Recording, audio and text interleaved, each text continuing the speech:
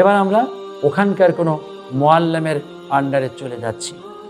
তখন মুআল্লিমের লোক এসে আমাদেরকে ডাকতে থাকবে এবং তখনই আমরা একটা বেল্ট পেয়ে যাব। ওই বেল্টের মধ্যে লেখা থাকবে মুআল্লিম নাম্বার কত, সেটা 38 হতে পারে, 48 হতে পারে, 58 হতে পারে, 100 হতে পারে, 120 হতে পারে।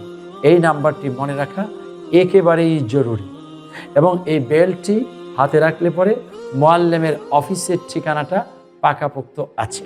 কত তারিখে আমি এসেছি, কত তারিখে আমি ফিরে যাব, আবার মুআল্লিমের অফিস কোথায়, এরকম একটি বিষয় এখানে থাকে। এই জিনিসটি প্রত্যেক হাজির জন্য, ওমরাকারীর জন্য বড়ই দরকারি বিষয়। এরপরে আরও একটি বেল্ট আমরা পাবো, সেটা হাতে রাখতে হয় অনেকটা ঘড়ির মতো। সেটাও একইভাবে ঠিকানা সহ আরও কিছু বিষয়াদি, মোবাইল নাম্বারও থাকবে। কখনো যদি আপনি হারিয়ে যান, এমন যদি হয়, তাহলে পরে আপনি ওই নাম্বারে ফোন করলে যেখানে আছেন সেখান থেকেই মুআল্লিমের লোক এসে আপনাকে পিক আপ